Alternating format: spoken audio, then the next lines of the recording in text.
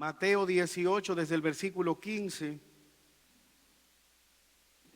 ¿Cómo se debe perdonar al hermano? Por tanto, si tu hermano peca contra ti, ve y repréndele, estando tú y él solos. Si te oyeres, has ganado a tu hermano. Mas si no te oyere, toma aún contigo a uno o dos, para que en boca de dos o tres testigos conste toda palabra. Si no lo oyeres a ellos, dilo a la iglesia. Y si no oyere a la iglesia, tenle por gentil y publicano. De cierto os digo que todo lo que atéis en la tierra será atado en el cielo, y todo lo que desatéis en la tierra será desatado en el cielo. Otra vez os digo que si dos de vosotros se pusieren de acuerdo en la tierra acerca de cualquier cosa que pidieren, les será hecho. Les será hecho por mi Padre que está en los cielos. Porque donde están dos o tres congregados en mi nombre, allí estoy yo en medio de ellos. Entonces se le acercó Pedro y le dijo: Señor, ¿cuántas veces perdonaré a mi hermano que peque contra mí? ¿Hasta 7?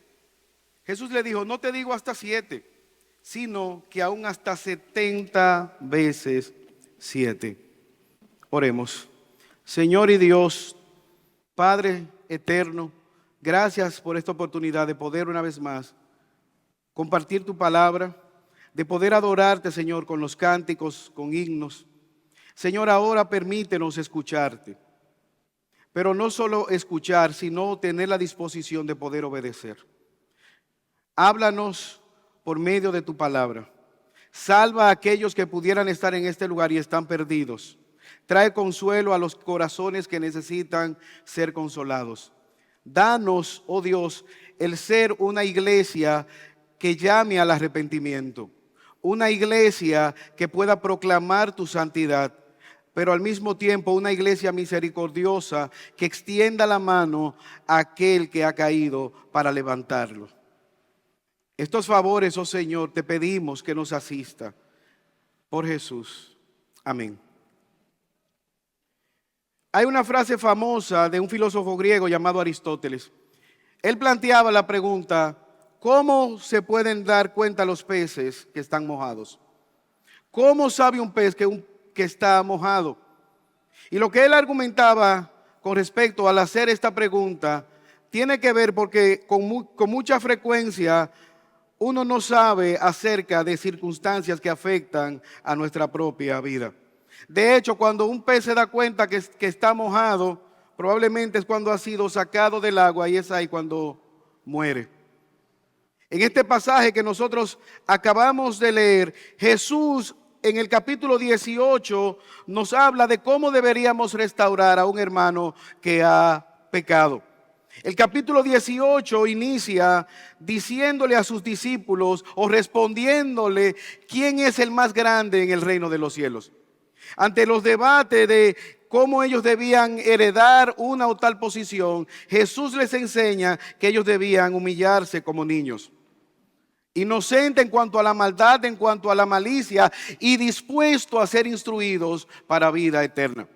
Ahora, usted ha estado con un niño, el niño tiene la dificultad de que él sabe cómo ensuciarse, pero necesita ayuda para poder limpiarse. Un niño necesita ser ayudado para quitar el sucio de encima. Ahora, el verso 6 al 9, él les advierte acerca de ser piedra de tropiezo.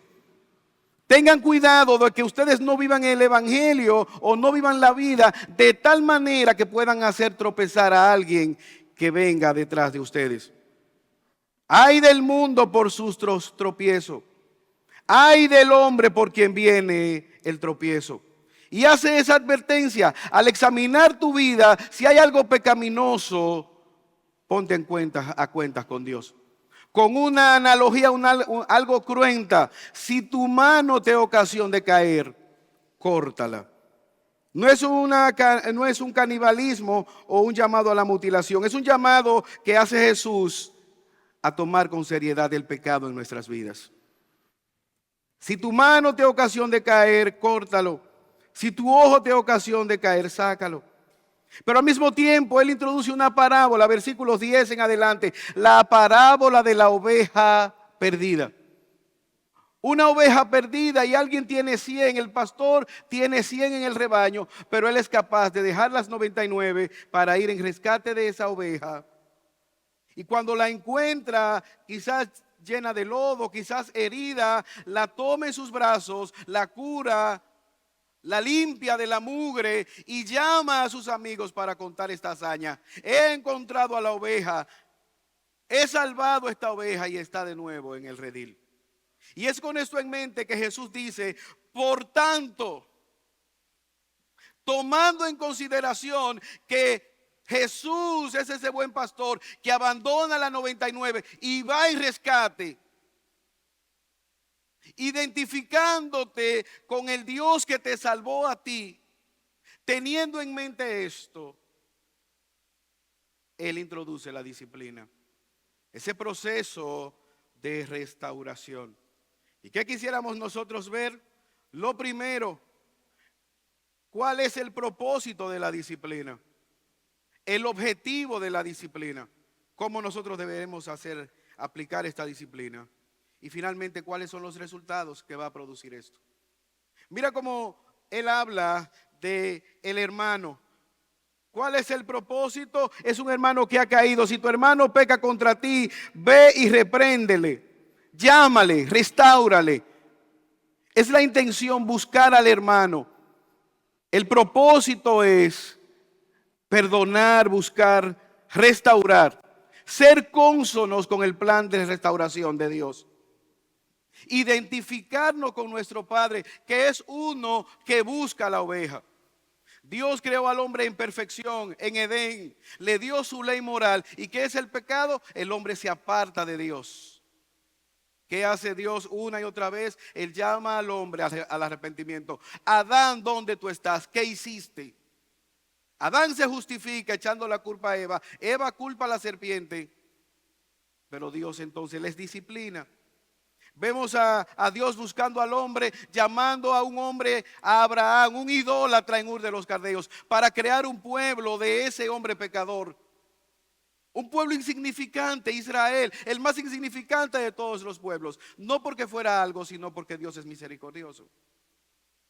Una y otra vez Israel escapa del propósito de Dios. Una y otra vez Dios trata de llamarle al arrepentimiento, mandándoles profetas, mandándoles mensajeros. Pero una y otra vez el pueblo se aparta. 400 años sin Dios hablar y aparece un profeta, Juan el Bautista. ¿Qué hace Juan? Llamando al pueblo al arrepentimiento. Arrepentíos y convertíos porque el reino de los cielos se ha acercado. Dios extendiendo su misericordia, llamando al hombre pecador al arrepentimiento. ¿Qué estaba anunciando Juan? Que Dios una vez más cumple su promesa enviando a su Hijo, quien se humanó para redención de nuestros pecados. Cristo ha venido a buscar y a salvar lo que se ha perdido. Pero esa misma misión se la ha entregado a la iglesia. Nosotros levantamos el estandarte de Dios, llamando a los hombres al arrepentimiento. Por eso proclamamos el evangelio, la buena noticia de que solo en Jesús hay perdón de los pecados. Solo Cristo es la esperanza al pecador. Por eso entonces, cuando tú y yo venimos a la congregación, estamos levantando la verdad de Dios, ese estandarte de Dios, esa santidad de Dios, pero al mismo tiempo con mano misericordiosa, llamando a aquellos que se han apartado para que vengan a novedad de vida. Por eso cantamos, por eso predicamos, por eso llamamos al arrepentimiento, porque hay personas que no están viviendo para la gloria de Dios. Quizás ese sea tu caso en esta mañana. Tú has escuchado del evangelio, tú has escuchado de que eres un pecador, tu conciencia te da convicción de que eres un pecador, pero tú puedes decir, más adelante, en otro momento. ¿Qué te garantizas que vas a durar otro momento más para escuchar? Por eso el llamado es a apartarte del pecado mientras tú tengas aliento de vida para poder hacerlo. Por eso la urgencia de proclamar la verdad. Piensa por un momento, cuando a ti te toca comprar un celular, ¿cuántas especificaciones tú lees? ¿Cuántas opiniones pides para hacer una inversión que eventualmente va a perder valor porque vendrá otro más moderno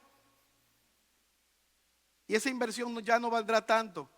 Pero lo hacemos, investigamos. Yo te pregunto, ¿cuánto vale tu alma? ¿Cuánto estaría dispuesto una persona pagaría para salir de la condenación eterna? ¿Qué daría alguien para salir del infierno en este momento? Para no permanecer eternamente en ese lugar. Por lo tanto, el llamado es a nosotros reflexionar a la luz de estas verdades.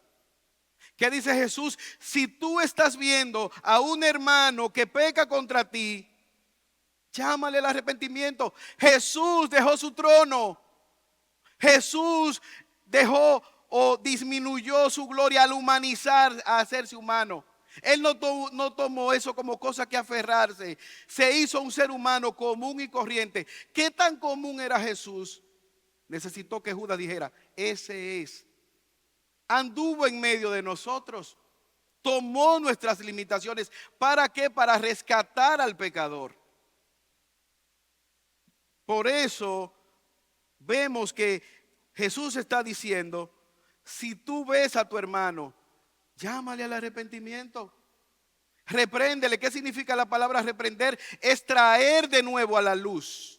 Es alguien que está en las tinieblas, que está en algo oculto y tú vas a buscarlo para traerlo de nuevo a la luz. Ese es el propósito. Y al hablar de disciplina, nos referimos a dos tipos de disciplina. Hay una disciplina formativa, lo que estamos haciendo cada domingo desde el púlpito, llamando al arrepentimiento, advirtiendo de las consecuencias del pecado. Lo que hacemos en los grupos pequeños, en la consejería. Formativa, advertencias, consejo de Dios, la verdad de Dios. Pero hay una disciplina correctiva que es la que está hablando este pasaje. Es alguien que ya se está apartando de los caminos del Señor. Es alguien que está cometiendo el pecado. Nosotros lo estamos viendo. ¿Qué debemos hacer? Llamarle al arrepentimiento. Ahora, a mí me llama la atención que Jesús nos dice, ve donde los pastores o ve donde los líderes. ¿Quién debe restaurar? Es el hermano. Cada uno de nosotros debe velar por el que le queda al lado. ¿Qué dice Dios a Caín? Caín, ¿dónde está tu hermano? ¿Y qué dice Caín? ¿Y acaso soy yo guardián de mi hermano? Tú no guardaste a tu hermano, tú fuiste el asesino de tu hermano. Es parte del beneficio de estar en la familia de la fe. Hermanos, la iglesia no es un club. La iglesia no es un gimnasio donde si usted falta quizás no lo llamen. La iglesia es la familia de la fe. Usted se levantó esta mañana y usted vio que usted tenía sus dos, los que los tienen, sus dos brazos. Usted se imagina que usted se levante y le falte un brazo. Oh, ¿y el brazo? ¿Y dónde está mi brazo? Él andará por ahí. No, es un cuerpo. Cada órgano se nutre. Somos edificados los unos a los otros. Es el hermano que llama. Es el hermano que va. Hay un principio particular de restauración. Evidentemente esto no significa que los líderes no tomemos la decisión o no avancemos en el proceso. Pero primariamente es un llamado a cada creyente a llamar en amor al otro. Pero vemos que este texto nos mueve de manera que nosotros amorosamente acudamos identificándonos con nuestro Salvador, quien nos rescató y nos sigue restaurando. Todo hermano debe ir a restaurar al que ha pecado, a restaurar al que se está apartando. Y no necesariamente pecados escandalosos. ¿Usted sabe cuál fue el gran pecado de Israel? La apatía. No que no tuvieran corrección, sino que ellos habían estado entraron en una condición espiritual que no les importaba la corrección. Y siguieron en piloto automático sacrificando machos cabríos, yendo al templo, un ritual. ¿Por qué? Porque eran apáticos. No amaban a Dios. Ustedes recuerdan los hijos de Aarón. Dios estableció de dónde era el fuego para ellos ofrecer el sacrificio. No, hombre, ven, prende eso de ahí, tráelo, tira eso y hagamos de esto. Que hoy hay juego, a ver qué va a pasar con las Águilas y el Licey. Vámonos, terminemos de esto rápido. No amaban a Dios, aunque eran ritualistas, aunque eran religiosos. La apatía frisa, congela el corazón. La indiferencia al mandato de Dios. Vivir de lunes a sábado como si Dios no existiera. Restaurar el hermano que ha pecado, con el propósito de perdonarlo, devolverlo a su condición original. ¿Cómo nosotros debemos hacerlo? El mismo texto nos dice: ve y repréndele estando tú y él solos. Si te oyere, has ganado a tu hermano. Recordando el propósito. Es ganar al hermano, restaurarlo. Ahora imagínate, tú tienes a alguien, le cae una basurita en el ojo y ven el capitán Garfio a quitar la basurita. Ven, déjame ayudarte con este Garfio que yo tengo aquí, te voy a sacar la basurita. O que, como dijo Jesús, alguien tiene una viga en su ojo enorme, pero él quiere sacar la basurita del ojo del otro. No, no, no, no, no. Es necesario sacar la basurita, pero primero quita la viga. Quita el tronco que está tapando tu visión. ¿Para qué? Para que ya quitado el tronco de delante de tus ojos pueda ayudar al que tiene la basurita. Pero la intención es en privado. Evidentemente debemos hacer una nota aclaratoria, siempre y cuando el pecado sea privado. Porque hay pecados que son más escandalosos que entonces ya evidentemente no podrá ser privado. Pero en la medida de lo posible a restaurar debemos hacerlo guardando el testimonio de la iglesia y de ese hermano en privado. Versículo 15. Estando tú y él solos. Si te oyere, ganaste a tu hermano. ¿Te escuchó el hermano? Sí, hermano, yo he pecado, yo me arrepiento, yo lo confieso. No hay ningún problema, vamos a orar y el Señor te restaure. Hermanos, resaltar que es un pecado. Es algo que por las escrituras nosotros podemos ver que es un pecado. No es que a usted no le guste la camisa azul. Hermano, usted siempre se pone una camisa azul, arrepiéntase. Porque no me gusta verlo de camisa azul. No, no, no. Si ha pecado, si lo ganaste, si te oyó y se apartó, ganaste al hermano. Pero mira, no solamente personal, no solamente guardando el testimonio, buscando restaurar al hermano, sino de manera persistente. Versículo 16. Mas si no te oyere, toma aún contigo uno o dos testigos, para que en boca de 2 o 3 testigos conste toda palabra. El hermano que tú estás creyendo, dándole por creyente, puede decir: pero en la iglesia hay pecadores más que yo. Pero hay gente haciendo más diablura que yo. Eso es pecado, pero yo voy a seguir. Total, a mí nadie me juzgue.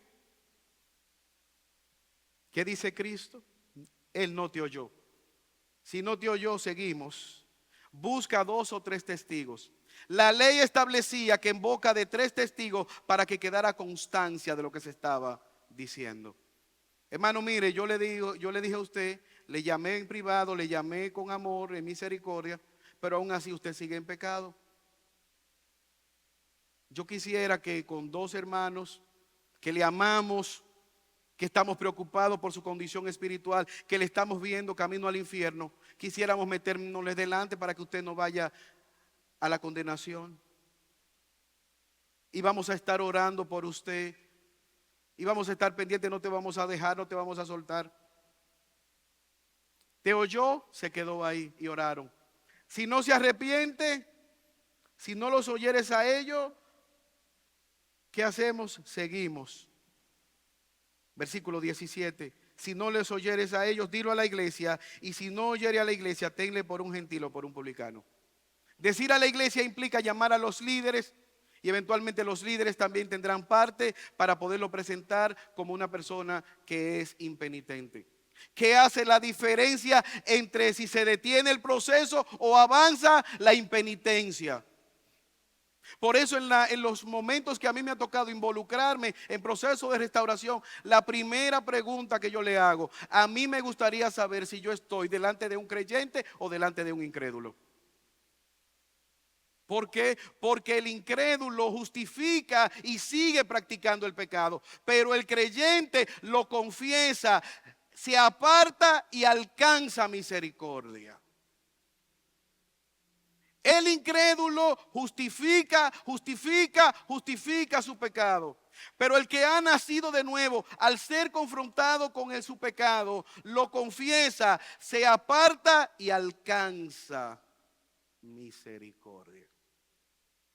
Por eso en la mesa del Señor dice, pruébese cada uno y coma. Porque al examinarte tú, Señor, perdóname, peleé con mi esposa, insulté a mis hijos, ayúdame en mi ira, soy pecador, y participa. Y después sale y te pone de acuerdo con tu esposa, con tus hijos. Pero participa, porque Dios entiende que el creyente ha de amar más su palabra, su voluntad, tener comunión con Él, agradar al Espíritu Santo que contristar al Espíritu Santo que mora en nosotros. Dicho de otra manera, el creyente cuando tiene que escoger entre practicar el pecado, apartarse y vivir para Cristo, debe escoger apartarse y vivir para Cristo. Yo llegaré, dicen algunos, sígueme predicando. No has nacido de nuevo. Una mentirita piadosa, no entiendes el evangelio. Esa mentirita piadosa fue lo que le costó a Cristo su sangre en la cruz del Calvario. Por eso seguimos llamando al arrepentimiento. En privado, buscando restaurar al hermano de manera personal, pero de manera persistente. No me voy a detener hasta que obtenga una respuesta. Y si esa persona entonces aquí viene de manera paciente, la iglesia le llama al arrepentimiento, los líderes le llaman al arrepentimiento. Esa persona dice, gracias, pero yo seguiré mi vida de pecado. ¿Qué dice Jesús? Que de lo contrario, esta persona está evidenciando que es un gentil y publicano. ¿Qué es un gentil y un publicano? Un incrédulo. No ha nacido de nuevo. Pero si esa persona se arrepiente, entonces debe ser restaurado, debe ser acompañado. ¿Qué es el proceso de restauración? Es un proceso en el cual la persona se le está dando un compás de espera. Mira, esta actitud, este pecado que tú tuviste, no te identifica como creyente. Por eso nosotros te vamos a acompañar en la vida cotidiana para ver si realmente tú has nacido de nuevo y ver qué fruto de arrepentimiento. Versículo 17. Si no oyere eso, si no quisiera hacerlo, tenle por gentil y publicano. Es un incrédulo que visita la iglesia los domingos. Seguimos orando por él, pero es un incrédulo. Versículo 18. De cierto os digo que todo lo que atéis en la tierra será atado en los cielos, y todo lo que desatéis en la tierra será desatado en el cielo. Otra vez os digo que si dos de vosotros se pusieren de acuerdo en la tierra acerca de cualquier cosa que pidieren, les será hecho por mi Padre que está en los cielos. Verso 20. Porque donde están dos o tres congregados en mi nombre, allí estoy yo en medio de ellos. Textos que deberían ser premiados como los más mal interpretados de toda la Biblia. Texto que se utiliza para cuando el culto está vacío, hermanos, donde estén dos o tres reunidos en su nombre, aquí está Dios. Hay dos, hay tres, aquí está Dios. ¿Qué está diciendo Jesús? Que donde hay tres Él está, pero donde hay uno ya Él no está. Evidentemente que no. El Espíritu Santo mora en cada creyente. Es en el contexto de la disciplina. Si ese hermano se arrepintió y usted ayudó y él oró, pidió perdón, entonces ahí eso quedó desatado. Ese pecado quedó confesado y apartado. Si los testigos sirvieron para llamarle al arrepentimiento y se apartó Dios le perdona. El Padre le perdona. Han orado delante de Dios. Dios extiende su perdón. Es este el propósito de este verso. Que podamos entender que Dios nos llama a buscar al que se ha perdido. Otra vez digo, versículo 19, que si dos de vosotros se ponen de acuerdo, ¿para qué? Para ganar al pecador, para llamarle al arrepentimiento, para pedir que sea restaurado. Dios le perdona pacientemente detrás de ese hermano, de esa oveja que se ha extraviado. Hermanos, mira cómo Jesús, que es santo, que es perfecto, está dispuesto a buscar a los pecadores. Esa misma intención debe estar en cada uno de nosotros como sus hijos. Al escuchar el pecado de alguien, debe producir en nosotros tristeza y deseo de llamarle al arrepentimiento. No simplemente decir, sí, yo sabía, yo siempre lo supe, demasiado duró, yo estaba esperando que fallara. Esa no es la actitud que vemos en la parte que Jesús nos está mostrando. Pero también parte de lo que es la misericordia implica que nosotros podamos ir con claridad a restaurar al hermano caído. Si usted lee 1 Corintios capítulo 5 y capítulo 6, se nos habla de un hombre que vivía maritalmente con la mujer de su papá. Y aparentemente era un pecador impenitente. Y los corintios estaban gozosos porque eran tan amorosos que permitían que este tipo de pecado estuviera incluso probablemente desde el púlpito. Nosotros somos tan amorosos que mira, este hombre sale del culto y se acuesta con la mamá de su papá, con su madrastra. Pero como somos amorosos no le decimos nada. ¿Qué dice Pablo? Ustedes deberían estar avergonzados. Saquen ese perverso de en medio de ustedes, que es un pecador impenitente. Pero más adelante aparentemente se arrepiente y él dice, llámenle y restáurenle. Cuando fue convicto de pecado. ¿Cuál es el producto? ¿Qué deberíamos nosotros esperar? Lo reprendiste en privado, tomaste con otro testigo. Si no se arrepiente, evidentemente, la iglesia tiene que responder. Somos columna y baluarte de la verdad. Si no hubiese una diferencia en la manera de vivir entre nosotros y el mundo, entonces fuéramos el mundo. Debemos tomar con seriedad el pecado. Hermano, nuestro Dios es un Dios serio.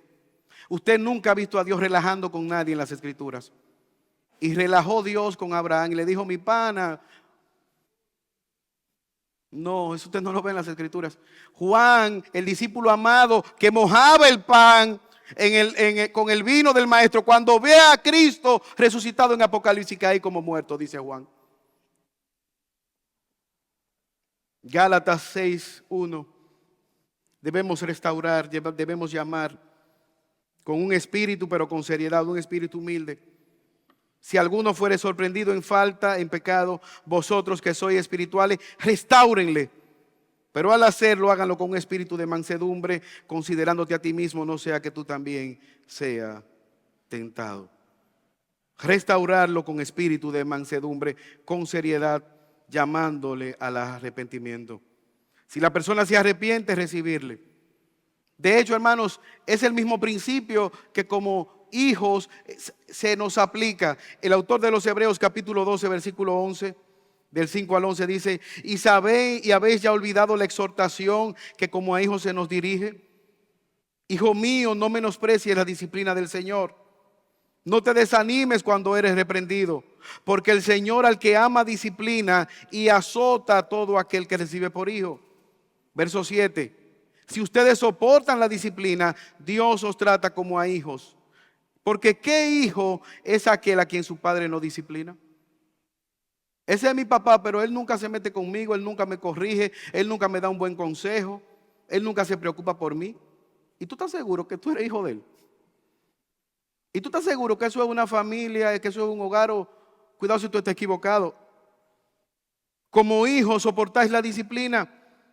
Porque si se os deja sin disciplina, de la cual todos han sido participantes, entonces no sois hijos, sois bastardos. Por otra parte, tuvimos nuestros padres terrenales que nos disciplinaban y los venerábamos. ¿Por qué no obedeceremos mucho mejor al Padre de los Espíritus y viviremos? Aquellos por un poco de tiempo nos disciplinaban como a ellos le parecía, pero Dios para lo que nos es provechoso, para que participemos de su santidad. Es verdad, ninguna disciplina al presente parece ser causa de gozo. Hay incomodidad y tristeza, hay malestar. ¿Por qué se meten en mi vida? ¿Quiénes se creen? Pero después da un fruto apacible de justicia para los que en ella han sido ejercitados. Parte de la misericordia de Dios, parte del amor de Dios manifestado es la disciplina, preocuparnos, llamarte, buscarte, seguirte, velar por ti. Evidentemente hay algunos que no lo van a hacer, que no han nacido de nuevo, tal el caso de Himeneo y Alejandro, casos que vimos, dos impiazos enviados de Satanás, que dice Pablo a Timoteo, a Alejandro, a Himeneo y a Alejandro los entregué a Satanás para que aprendan a no blasfemar. El logro más grande de Satanás es meter alfiles dentro de la iglesia, impíos. Pablo dice, a esos dos son entregados a Satanás, no hay evidencia, no han nacido de nuevo. Pablo advierte a la iglesia de los tesalonicenses, hemos ordenado, hermanos, en el nombre de nuestro Señor Jesucristo, que se aparten de todo aquel que ande desordenadamente y no según la enseñanza que recibiste de nosotros. Que os apartéis de todo hermano que anda desordenadamente. Es el mandato. Personas que están dentro de las congregaciones pero no han nacido de nuevo. ¿Cuál será el resultado? Lo hemos visto, dos cosas. Si es un creyente verdadero, se apartará del pecado. El creyente no es definido por el pecado. Es alguien que lucha contra el pecado. Pero puede ser que esta persona no se arrepiente y eventualmente evidencie que no ha nacido de nuevo. Yo te pregunto en esta mañana, al reflexionar tu vida, al ver tu vida, ¿qué define tu vida? ¿Es una práctica de pecado? ¿Hay algún pecado impenitente? Hermanos, no espere lo último, porque el pecado nos engaña, haciéndonos creer que podemos frenar cuando queramos. El pecado nos engaña, haciéndonos creer que lo tenemos controlado. Nada más lejos de la verdad.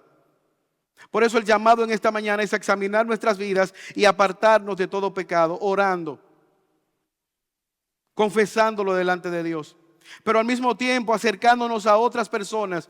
Aquí hay hombres y mujeres piadosos que pueden ayudar, porque te pueden ayudar orando, pidiéndote cuentas, dándote seguimiento, acompañándote en tu lucha. Nadie debería decir, ¿cómo? Que tú eres un pecador, que tú eres una pecadora. Wow, pero tú sí me has sorprendido. Todos somos pecadores necesitados de la gracia de Dios. Pero si tú estás pecando y alguien se te ha acercado, si alguien te está llamando a la restauración, no sigas escuchando al enemigo de tu alma. Agradece por esa causa noble de buscarte. Pero si nosotros estamos viendo a alguien apartándose, alejándose, que no se está congregando, no espere a que el pastor hable, a que la líder de las mujeres hablen.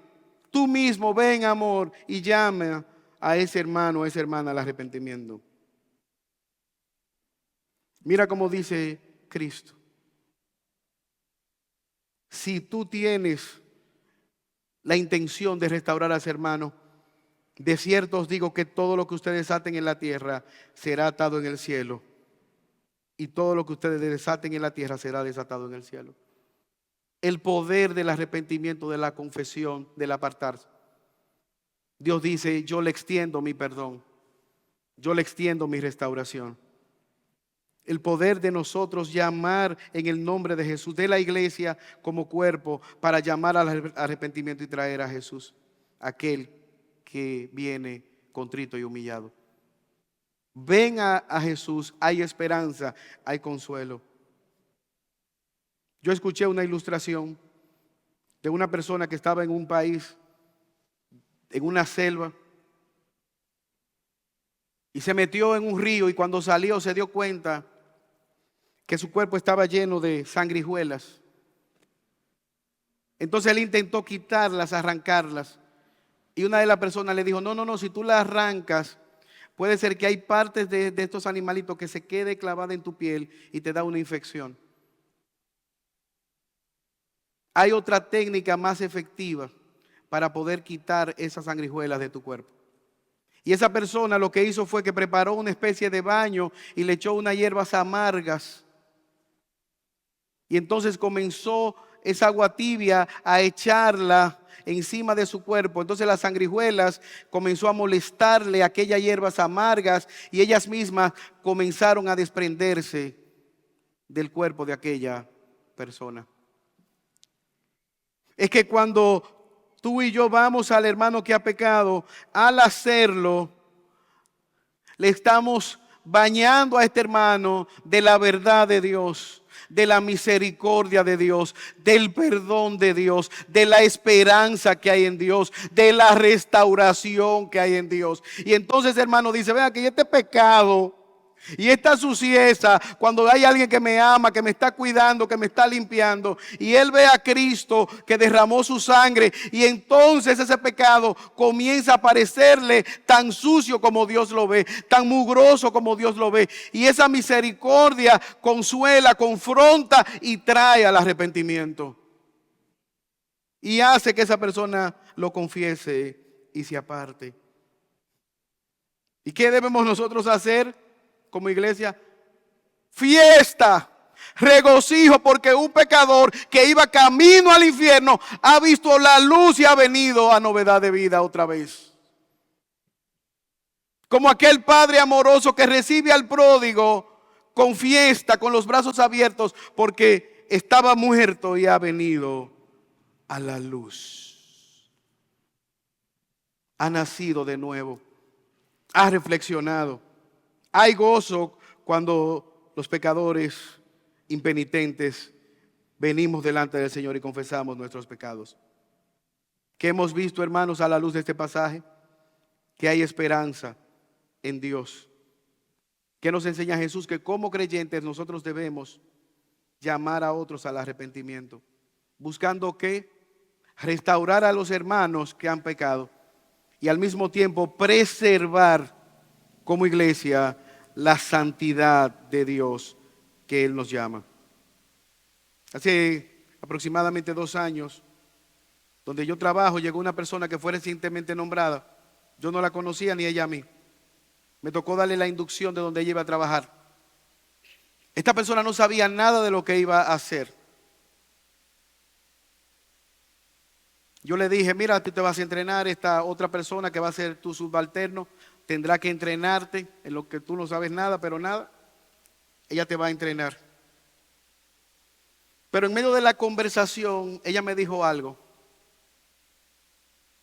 Yo soy cuñada de un amigo suyo que se llama Vertico. Y yo le pregunté, ¿y qué tan cuñada tú eres? No, él es como mi hermano, no solamente mi cuñado, sino que es mi hermano. Entonces yo le dije, bueno, pues ahora las cosas van a cambiar. Porque Vertico ya te habló de quién yo soy, cómo nosotros lo tenemos y la relación de amistad que tenemos. Sí, claro. Entonces mira lo que tú vas a hacer. En vez de tú venir a entrenarte con esa persona, mañana tú vas a coger un autobús y te vas a ir al hospital de traumatológico y vas a preguntar por una joven que se llama Samari García. Tú le vas a decir que soy yo que te mandé y ella te va a entrenar sobre todo lo que tú sabes, lo que debes de saber. ¿Qué dijo aquella muchacha que me acababa de conocer? No hay ningún problema. Mañana me iré como usted me dijo. Y ella duró 3 meses entrenándose allá y cuando vino con todos los conocimientos que nuestra hermana Samari le enseñó en el hospital de traumatológico. ¿Qué hizo la diferencia? Ella no me conoce, o en ese momento no me conocía, pero había alguien que ella sí conocía, Pertico, su cuñado. ¿Por qué yo hago esta historia, hermano? Porque cuando tú y yo vemos el pecado, vemos la disciplina, hay una pregunta. ¿Quién es el que está a tu lado? ¿Quién es el que te está llamando al arrepentimiento? ¿Quién es el que te está aconsejando? ¿Qué tanto te ama esa persona? ¿Qué tan confiable es esa persona? Eso es lo que debe producir el amor de Jesús en cada uno de nosotros. Jesús dice, es tu hermano, es tu hermana. La misma sangre de Cristo que te perdonó a ti, que te restauró a ti, es la misma sangre de Cristo que ha sido derramada para restaurar a esa persona. Y por lo tanto, si es mi hermano y si es mi hermana, confiadamente yo voy a entregar mi vida por esa persona.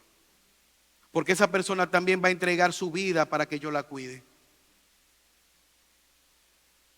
Quiera Dios en esta mañana hacernos reflexionar sobre estas verdades, recordando que al restaurar al hermano debemos hacerlo en humildad, persistentemente, buscando que el hermano sea restaurado, con un espíritu de mansedumbre. Debemos hacerlo guardando el testimonio del hermano también en privado, hasta donde lo permitan las circunstancias. Pero al mismo tiempo ser conocidos como una iglesia, como una congregación que perdona. No necesariamente ir para cobrarle al hermano el pecado, ya Cristo pagó en la cruz.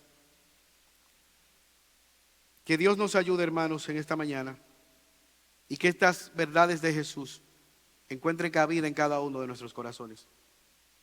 Y que al igual que Pedro podamos nosotros decir, yo estaré dispuesto. Cuando Jesús le dijo, ¿hasta cuándo? 7 veces.